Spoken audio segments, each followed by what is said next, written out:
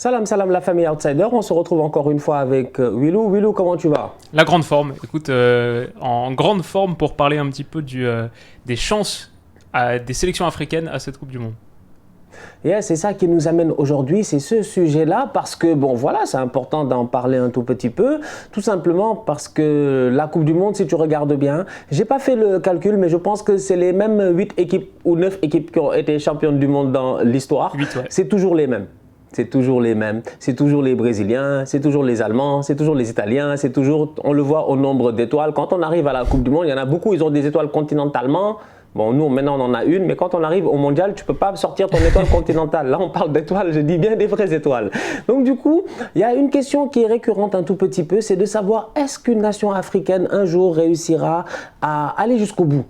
Carrément. Parce que moi, je ne veux même pas mettre de limites. Tu sais, Willou, des fois, on se met des limites en se disant, est-ce qu'on peut sortir de la phase de poule? Est-ce qu'on peut faire huitième de finale? Est-ce qu'on peut faire quart de finale? Ça a été fait. Ça a été fait par le Sénégal de 2002. Ça a été fait par le Cameroun. Ça a été fait par le Ghana en 2010. Donc, il y a 3 nations africaines qui ont réussi à atteindre ce palier des quarts de finale-là. C'est vrai que c'est un palier qui n'est pas facile à atteindre en Coupe du Monde. Ça, je pense que nous tous, on le sait. Cependant, aujourd'hui, je pense qu'il ne faut plus se mettre de limites et j'ose croire qu'une équipe africaine est capable d'aller même gagner la Coupe du Monde. Maintenant, le problème, il est simple, c'est que le football est fait de telle sorte que factuellement parlant, c'est compliqué. C'est-à-dire que tu t'assois, on a fait une vidéo ici des favoris de la Coupe du Monde. Tu t'assois, tu parles de l'Argentine, du Brésil, de tous ces gars-là déterminés, de Messi, etc. Et tu te dis, mais de où est-ce que le Sénégal, le Cameroun, la Tunisie, le Maroc ou le Ghana, ils vont réussir à aller au bout? Mais j'ose croire franchement que cette année, au Qatar, ce sera différent et que les nations africaines iront plus loin qu'elles ont l'habitude d'aller et pourquoi pas aller, comme je dis, aller chercher une Coupe du Monde. Il est temps de rêver. J'ai envie de rêver. Bah écoute, ce serait extraordinaire. Je viens de sortir ma vidéo là, le Sénégal peut-il gagner la Coupe du Monde? Donc je suis plein d'arguments pour dire que oui. En même temps, j'ai pas mal d'inquiétudes aussi. Je pense, alors de mon point de vue, une demi-finale déjà, franchir ce cap des quarts de finale, ce serait déjà pas mal. Parce que je ne sais pas si c'est l'année, là, 2022, je ne sais pas si c'est l'année où le continent africain envoie ses plus grosses forces. Alors, il y a le Sénégal, mais sinon, j'ai un petit peu du mal à voir. Et même ce Sénégal, peut-être on peut en parler un peu, j'ai l'impression que vous arrivez avec beaucoup de joueurs qui sont à court de forme, qui ne jouent pas trop en club. Bon, Mendy, par exemple, est plus titulaire. Nampalys Mendy, les deux Mendy, hein, parce que Edouard Mendy et Nampalys Mendy, il a quasiment pas joué pour l'instant cette saison. Saliou sans club. Sabali, beaucoup blessé cette saison au Betis, c'est un peu le cas chez les remplaçants. Même Abdou Diallo qui a changé de club pour retrouver du temps de jeu, il a joué à peu près 40% des minutes avec Leipzig. Donc je sais pas comment tu vois les choses pour le Sénégal, mais moi c'est le petit manque de rythme qui me fait un peu peur. Tu as tout à fait raison. C'est vrai que quand tu arrives à la Coupe du Monde, on a eu l'occasion d'en parler dans la vidéo qu'on a faite ensemble sur les favoris. Le momentum est important. C'est avec quel momentum les gars ils vont arriver, à quel momentum ton groupe il arrive et est-ce que tu as un 11 et est-ce que dans ton 11 les gars ils sont chauds, ils sont sharp, ils sont en train de jouer, ils sont voilà, ils ont tous les automatismes qu'il faut, ils sont alertes en tant que tel et pour avoir tout ce cocktail là, eh ben il faut jouer. La vérité là c'est qu'il faut jouer, il faut enchaîner les minutes. Donc c'est vrai qu'il y a des inquiétudes à se mettre, je dis, par rapport à certaines nations africaines. Dans le cas du Sénégal, tu le dis très bien, c'est une équipe qui est championne d'Afrique. Et au sortir de ce championnat d'Afrique-là, le Sénégal n'a pas été l'équipe la plus brillante de la Coupe d'Afrique. En fait, moi, c'est vraiment la conclusion que j'en fais. Mais tu n'as pas besoin d'être le plus brillant pour gagner à la fin. La vérité aussi, elle est là. Le parcours peut t'aider, c'est vrai, tu peux avoir des adversaires qui peut-être sont... Parce que je regarde le parcours du Sénégal à la dernière Coupe d'Afrique, je regarde celui de l'Égypte et j'ai envie de dire, ouais, moi je suis content de ne pas avoir fait le parcours de l'Égypte. Parce que moi, l'Égypte, si je me tape la Côte d'Ivoire, ça a été compliqué pour les Égyptiens. Après, je ne sais même plus qu'ils ont joué le Cameroun en demi-finale. C'est-à-dire que tu as eu des équipes. Non, je ne dis pas que je manque de respect pour le Cap-Vert, le Burkina Faso et tout, mais par rapport à ce qu'on attendait du Sénégal, c'était des adversaires que normalement, si on avait perdu ces matchs-là, on aurait dit non, on ne sait pas gérer, c'est un échec et tout. Donc pour moi, c'est une équipe qui sort d'un succès, mais qui va surfer sur ce succès-là. C'est vrai qu'il y a beaucoup de joueurs qui en ce moment n'ont pas de temps de jeu, mais pour le Sénégal, c'est différent parce que peut-être que la Coupe du Monde aussi, c'est différent, mais on a quand même gagné une Coupe d'Afrique avec un Namphalis Mendy qui n'était même pas sur aucune liste de première ligue. En fait, lui, il était juste là, il était employé. Il était là, on l'a amené à la CAN, on l'a mis titulaire. Après le premier match, je pense, où il avait un petit truc Covid et tout, on l'a mis titulaire, il s'est installé et il nous a sorti de top performance. Donc je pense que quand tu arrives à la Coupe du Monde, il y a quelque chose aussi, il y a une certaine ferveur, il y a une certaine volonté de vouloir performer parce que tu sais que c'est le plus haut stage. Il n'y a pas plus haut que la Coupe du Monde quand tu es un joueur de football. Il n'y a pas plus haut que la Ligue des Champions quand tu es un joueur en club en Europe ou dépendamment du continent dans lequel tu es. Donc il y a toujours cette compétition-là. Et aujourd'hui, les Africains vont arriver, c'est vrai. Mais je pense qu'au sortir de la dernière Coupe d'Afrique, j'ai envie de te dire que le Sénégal a peut-être ses chances à jouer. Dans le groupe dans lequel le Sénégal est, normalement, le Sénégal devrait s'en sortir, essayer de sortir de ce groupe-là. Et comme je dis, énormément de respect pour le Qatar, l'Équateur et les Pays-Bas. Mais à un moment donné, il faut avoir, je sais pas, il faut être à la hauteur de tes ambitions. Je l'ai dit ici par rapport à Arsenal. Je ne leur pardonne absolument rien. Absolument. La dernière fois, ils m'ont énervé ici face à Southampton, mais c'est pas grave, on va passer. Le Sénégal... C'est la même chose. Je ne leur pardonnerai rien parce que pour moi, on est capable de le faire. Maintenant, si tu me dis qu'il y a d'autres nations où c'est un peu plus compliqué, j'ai envie de te dire oui, parce que chaque nation a avec son contexte. Le Ghana, par exemple, est une nation qui peut être surprenante à certains moments. En 2010, quand ils arrivent à la Coupe du Monde, ils sont surprenants. Ils ont un Kevin Prince Boateng qui vient d'arriver et tout. Moi, franchement, je le connaissais même pas. Le gars, il est chaud. Les matchs face à l'Allemagne, tout. Tu te dis, waouh, ce Ghana-là aurait mérité peut-être d'aller en demi-finale. Il s'est passé ce qui s'est passé. Coup du sort, penalty raté, Luis Suarez, etc. C'est un Ghana qui, lors de la dernière CAN, a complètement foiré. Depuis lors, ils ont changé de coach. Ils ont réussi à se qualifier en play-off face au Nigeria. C'était pas facile quand même, mais ils l'ont fait. Mais il y a énormément de changements. Il y a des nouveaux joueurs qui sont rentrés. Il y a des jeunes, Kudus, Salissou. Il y a beaucoup de binationaux, Iñaki Williams. Donc je me dis, peut-être que ça peut être un cocktail qui peut marcher une fois. Qui sait, ça peut marcher une fois tous les 10 ans. Qui sait, où tu ramènes plein de gars qui sont des binationaux, qui ont, voilà, l'événement, il est là, les gars sont là pour performer. Qui sait, peut-être qu'ils peuvent te donner quelque chose. Le Sénégal est allé en 2018 à la Coupe du Monde avec Mbaye Niang, même si à la CAN, après, il n'a pas été bon, à la Coupe du Monde, il a été très bon. On avait besoin d'un attaquant, d'un gars dangereux, tranchant, et il l'a été. Donc je pense qu'il y a des choses qu'on peut sortir de positif par rapport aux espoirs de certaines nations africaines, et je me dis que ce recrutement du Ghana là pourrait peut-être faire la différence. Au Maroc, le changement de coach, pour moi, a été primordial, parce que Waïd Halilovic, ça a été compliqué. Là, tu as un nouveau coach qui vient de gagner la Ligue des champions africaine. Et quand tu vois, on parlait tout à l'heure de culture, football, quand tu vois à quel point la Ligue des champions africaine prend de l'ampleur et tout, c'est vraiment cool. Donc, c'est un coach qui a gagné quelque chose que les Ancelotti ont gagné juste dans un autre continent. C'est tout, en fait. Il n'y a pas de différence. En fait, il y a des différences de niveau. Mais la valeur en tant que telle reste la même. Rapatrier des gens comme des joueurs qui avaient été laissés au placard comme Ziyech et tout, ça peut changer quelque chose dans un Maroc qui à la dernière Coupe d'Afrique sort face à l'Égypte dans un match qui normalement ils doivent le gagner, tu vois, s'ils vont en prolongation et tout et les Égyptiens leur font un genre de hold-up. Donc je pense que il faut enlever le stigma de se dire c'est la Coupe du Monde, ça appartient au Brésil, à l'Argentine et tout. Il faut qu'on aille en mode guerrier en se disant qu'on est capable de le faire. Et je pense que les Africains ont les moyens, comme tu dis, d'aller au moins dans le dernier carré. Ce qui est sûr, c'est qu'une Coupe du Monde, c'est pas beaucoup de matchs. Donc, aller dans le dernier carré, ça veut dire réussir tes 3 matchs de phase de groupe, remporter ton 8e, remporter ton quart de finale. C'est 5 matchs pour aller en demi-finale. Donc, tu n'as pas besoin d'être performant sur toute une saison. Peut-être que le fait d'être un peu à court de rythme pour certains joueurs pour le Sénégal, c'est peut-être moins important. Ça veut aussi peut-être dire qu'ils vont arriver très frais et que ça va être un facteur positif. Je pense que ce que tu as dit, c'est intéressant.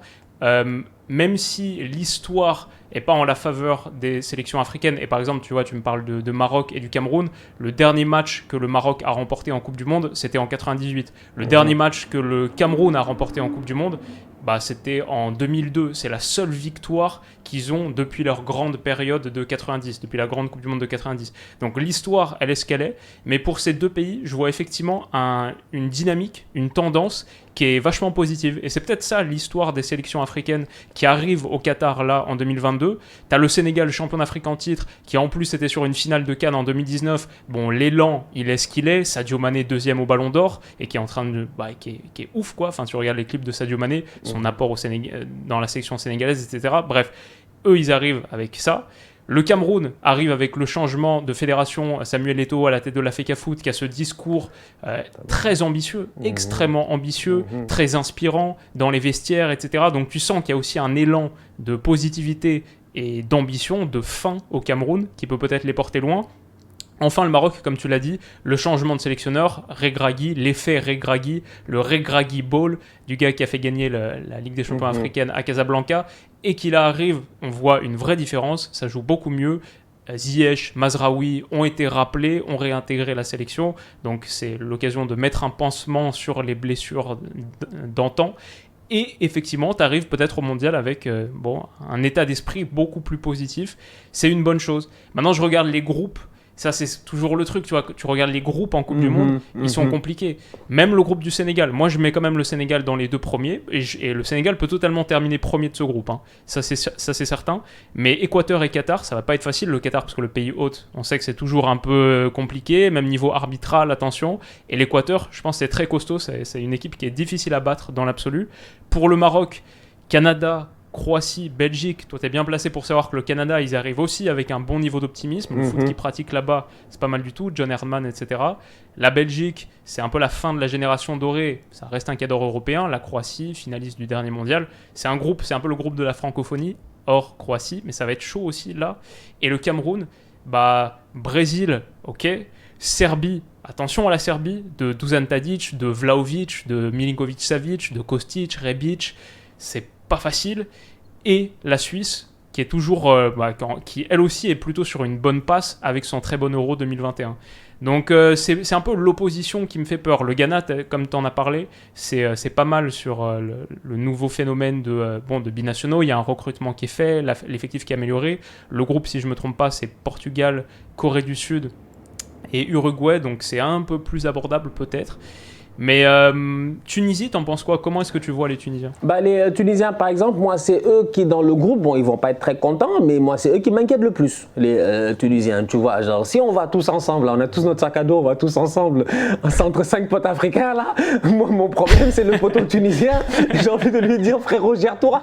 Parce que la dernière fois, les Neymar, les Rafinha, il met pas un pied devant l'autre au Barça, mais quand il était avec le Brésil face à la Tunisie, il s'est fait plaisir. Donc, voilà, j'ai envie de dire qu'effectivement, la Tunisie est une équipe différente. C'est une équipe très, très différente. En Afrique, on les connaît. Ils sont dangereux. Je l'ai toujours dit, la Tunisie, c'est une équipe qui défend très bien. À la dernière Coupe d'Afrique, c'est là où moi, ils m'ont bluffé. Je me rappelle très bien. C'est une équipe qui est très solide en fait défensivement et c'est ça qui a fait leur force. Ils n'encaissent pas beaucoup de buts, mais au-delà de cela, ils réussissent face à des grands adversaires à tenir. Et c'est comme ça qu'ils ont réussi à battre le Nigeria. J'oublierai jamais ce match-là parce que ce match-là, nous au début, on était assis. Normal, on était là, on s'est dit le Nigeria doit passer. Normal, le Nigeria doit passer. Le Nigeria, ils sortent premiers du groupe, ils sont chauds, ils ont les Chukwueze, les Moses Simon, les Elie, tout ça. Tu te dis, ils arrivent, normalement, ils doivent bouffer les Tunisiens. Jamais, jamais. Les Tunisiens ont fait le match défensif de leur vie. Les Nigérians, je pense qu'ils n'ont même pas un tir, peut-être en première mi-temps et tout. C'est galère, il faut attendre la fin du match, certains changements et tout. Et là, tu as Msakni qui a 150 ans. Chaque pays avec son Modric, franchement, chaque pays avec des gars qui sont là depuis que tu as 10 ans, tu entends leur nom et qui claquent un but magnifique. Donc moi, je pense que la Tunisie peut peut-être se transcender. Cependant, écoute, l'histoire nous a montré qu'à la dernière Coupe du Monde, ça a été compliqué aussi pour les Tunisiens. Dans un groupe où il y avait le Panama, l'Angleterre et la Belgique, je pense. C'était ça, si je ne me trompe pas. Ça avait été difficile pour eux. Là, cette Coupe du Monde-ci, je ne sais pas. C'est pas l'équipe sur laquelle je dirais j'ai le plus d'espoir. Après, j'espère qu'ils vont me surprendre, mais ça risque d'être assez compliqué pour eux, malgré le fait que je loue quand même leur solidité défensive, parce qu'en Coupe d'Afrique, quand on joue la Tunisie, on sait que c'est un match qui va finir 0-0, 1-0, 2-1. Je me rappelle la demi-finale Sénégal-Tunisie, CAN 2019, match compliqué, mais vraiment le match pour moi le plus compliqué. Je dis, on a vécu toutes sortes d'émotions émotion avec les frérots tunisiens. Normalement, ils auraient pu gagner ce match-là. On l'a gagné. Donc, ça se joue des fois à rien. Donc, c'est une équipe qui pourrait surprendre. Mais parmi les 5, franchement, j'ai envie de te dire que pour moi, le Sénégal a un statut à aller défendre et une génération aussi qui a envie de jouer quelque chose. Sadio, Ghana, Kouyaté, c'est des gars qui ont de l'expérience, c'est des gars qui ont vécu des échecs. La Colombie, là, ça est là. Nous, on ne l'a pas oublié. Si moi, je n'ai pas oublié Sénégal, Colombie, tête de Yérimina, c'est que Sadio Mané n'a pas oublié. Donc l'Équateur, franchement, je les aime bien. Mais quand ils vont venir là, nous, on va les regarder, on va dire, vous là, vous êtes voisins, non, là-bas. Vous allez voir aujourd'hui, on va venir, on va vous taper. C'est-à-dire que je pense que c'est un groupe qui est encore frais.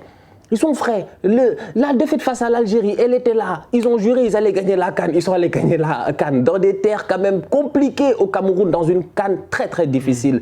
Donc pour moi, je m'attends au minimum. Et le minimum pour moi, ce serait capable de s'en sortir de ce groupe-là normalement. Le Maroc, je m'attends vraiment à ce que on puisse voir la continuité qu'on a eu l'occasion de voir lors de la dernière trêve internationale et tout. Un beau football. Ouais. Un beau football parce que le Maroc, c'est un pays de talent. Franchement, il y a du talent. C'est-à-dire que les boys là, les bouffales, tout ça, les boys ils savent jouer au football, franchement. Ouais. Donc, tu as un excellent gardien, tu as des top joueurs, tu as des Romain Saïs, tu as que des... Comment il s'appelle l'autre là qui est... tu as Aguerd, ils ont que des top players en fait, le Maroc. Ouais, Aguerd qui va revenir. Ils ont peut-être la deuxième meilleure paire de latéraux du mondial. Je pense Cancelo Nuno Mendes, c'est la numéro 1 en Portugal. Mais Mazraoui, Hakimi...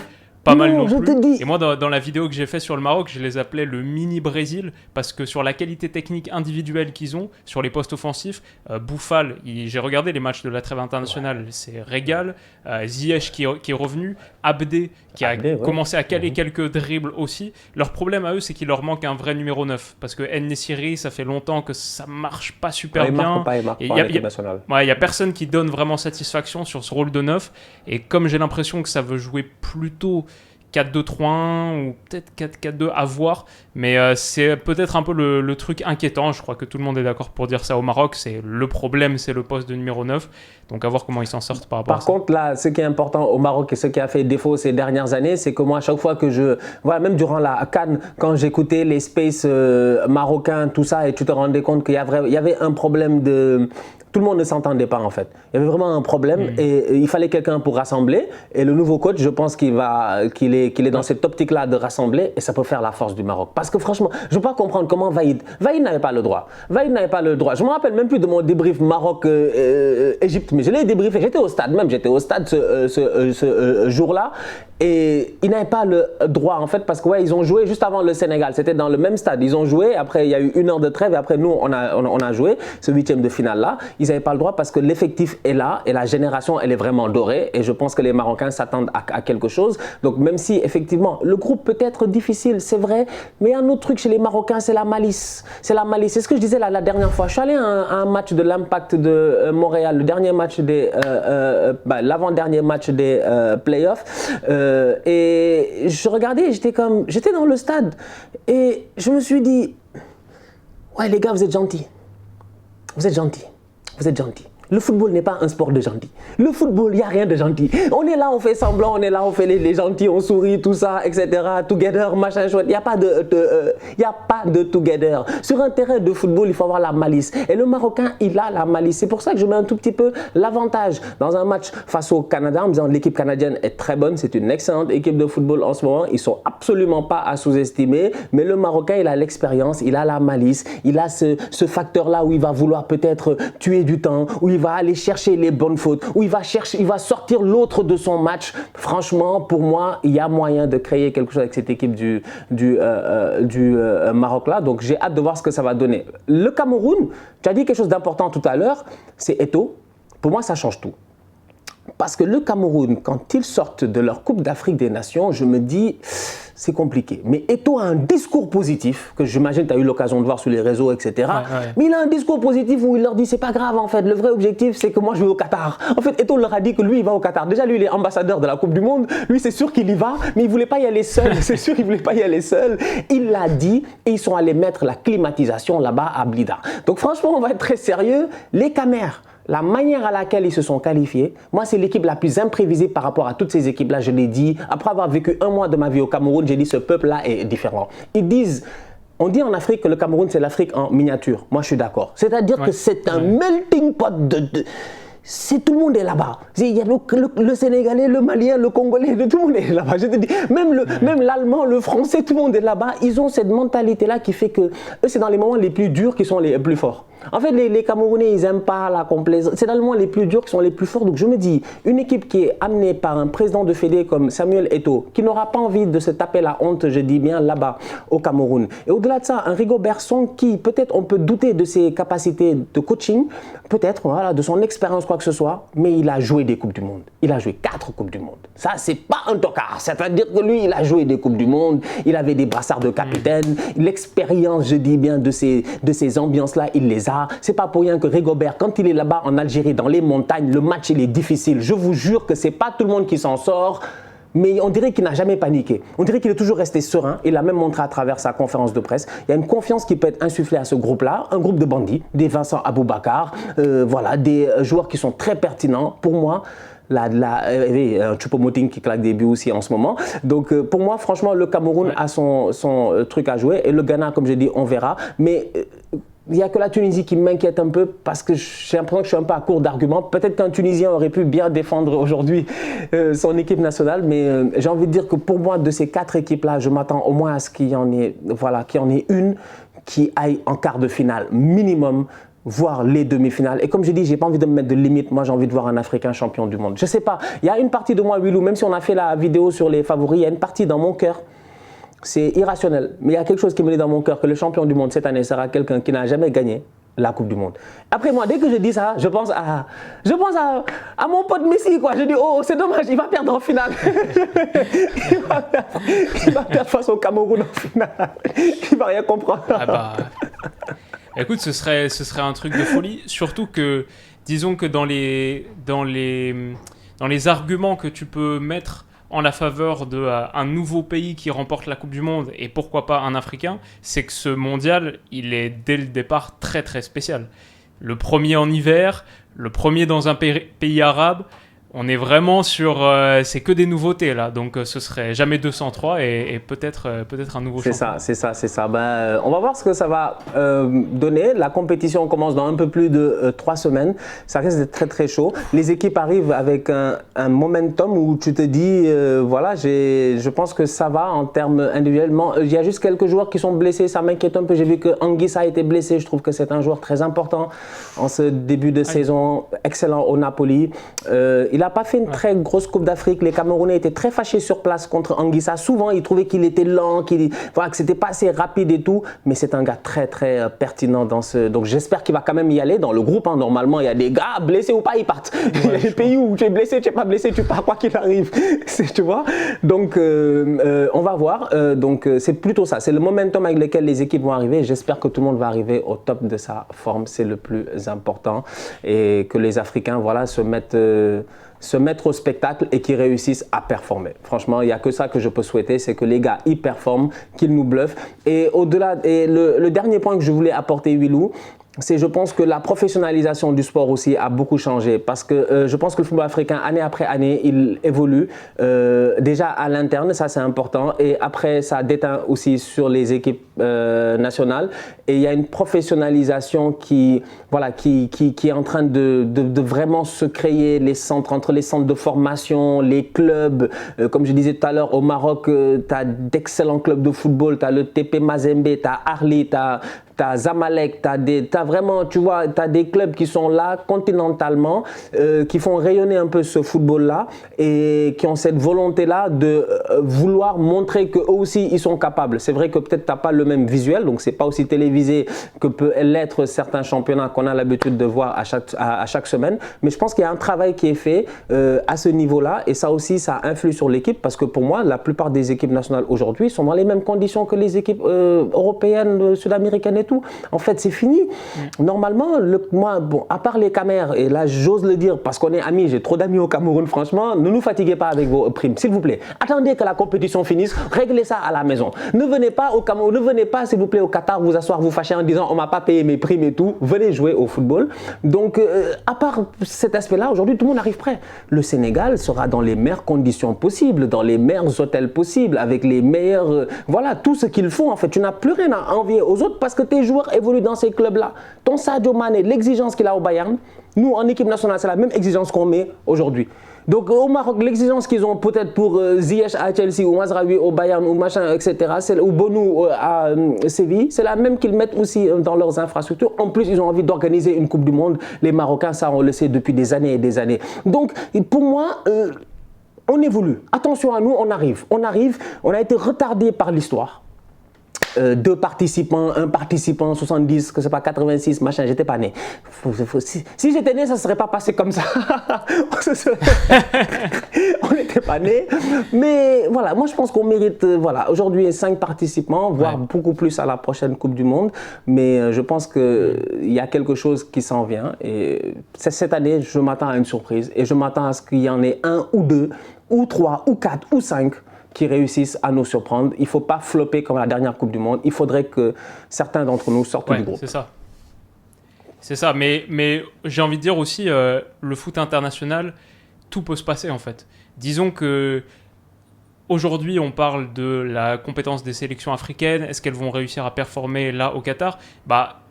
Il faut aussi regarder les autres pays et voir qu'il n'y a pas de foudre de guerre là, même les gros morceaux européens, les gros morceaux sud-américains. C'est vrai que l'Argentine joue bien en ce moment, le Brésil joue bien en ce moment, mais les Européens, il n'y a pas beaucoup de pays qui ont de grosses certitudes. Et le foot international, en général, il n'y a pas d'équipe qui est massivement dominatrice. Sur les dernières années, le foot international, c'est beaucoup le foot que pratique le Sénégal. Être solide derrière, équilibré globalement et avoir la qualité individuelle pour tuer, pour finir, avoir 1 ou 2 joueurs qui peuvent faire les différences individuellement, parce que la réalité c'est que le foot international c'est pas le plus abouti collectivement, c'est pas le plus maîtrisé et ça se joue sur pas grand chose. Comme on a dit, c'est 5 matchs pour aller en demi-finale. Donc je signe avec toi, il y aura des surprises, parce que c'est la nature du foot international. Tout à fait. C'est être efficace. La Coupe du Monde, c'est être efficace. Pour moi, pour être champion du monde ou pour essayer d'aller le plus loin possible, il faut déjà ne pas beaucoup encaisser de buts.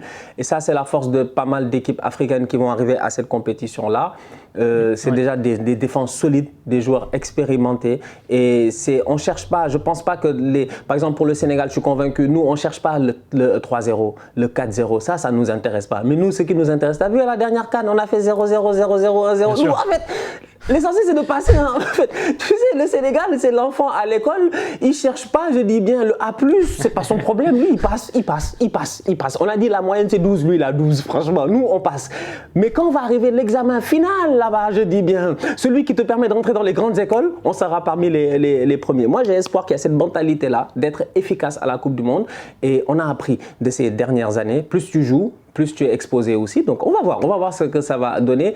Dites-nous en commentaire ce que vous en pensez. Franchement, est-ce qu'il y a une nation africaine qui peut faire la différence cette année? Est-ce que voilà, il y en a une qui va réussir à nous surprendre? Le Maroc, la Tunisie, le Ghana, le Sénégal, le Cameroun, ces 5 belles nations africaines. Je pense que cette année, franchement, on est bien représentés. Je pense qu'on est bien représentés, ces 5 très belles nations de football. Une pensée aux autres qui ne sont pas là, évidemment, c'est dommage, mais c'est comme ça. Hein. L'Algérie, le Nigeria, donc l'Égypte, voilà, Mohamed Salah et tout. Donc il y a pas mal de grands pays qui ne sont pas là. Donc espérons que ces 5 pays-là représenteront comme il le faut le continent. Donc du coup, dites-nous en commentaire si vous pensez qu'il y aura un miracle, je dis bien africain, lors de cette Coupe du Monde. Willou, un dernier mot? Juste pour dire, tout à l'heure je disais le Maroc en 4-2-3-1 ou en 4-4-2, c'est 4-3-3 et je devrais le savoir parce que j'ai fait la vidéo sur le Maroc là il y a quelques jours à peine, donc je rectifie ça pour tous les snipers dans les commentaires, voilà. Et je vous invite même à aller voir les vidéos de Willou parce que là il a fait celle du Sénégal, j'ai pas vu la vidéo au complet, j'ai juste vu l'intro, j'ai dit déjà dans l'intro il t'a vendu du rêve. Moi-même j'étais sur le point d'acheter mon billet d'avion, hein. J'avais pas prévu de rentrer au pays, j'étais sur le point de rentrer et le gars m'a vendu mon propre pays comme si moi-même je connaissais pas mon propre pays. Incroyable. En tout cas, bah, écoute, merci encore à toi d'avoir été là. Merci à tout le monde. On se capte très très bientôt. La Coupe du Monde arrive. Franchement, c'est ça. Je sais pas, c'est le 21 novembre, non? Ou le 20 novembre? 20 novembre. Ouais, le 20 novembre, ça arrive très très vite. Donc j'espère que vous êtes chaud parce que nous, on est chaud et on va être là et on va carburer. Entre-temps, il se passe des choses quand même. Il y a de gros matchs en championnat aussi. Il faut bien finaliser cette partie-là. Donc du coup, on se capte bientôt pour une nouvelle vidéo. D'ici là, on continue à liker, on continue à partager. On s'abonne sur la chaîne de Wilou, on n'oublie pas. On s'abonne aussi chez les Outsiders et on reste en santé. C'est le plus important. À la prochaine, la famille. Tous Outsiders.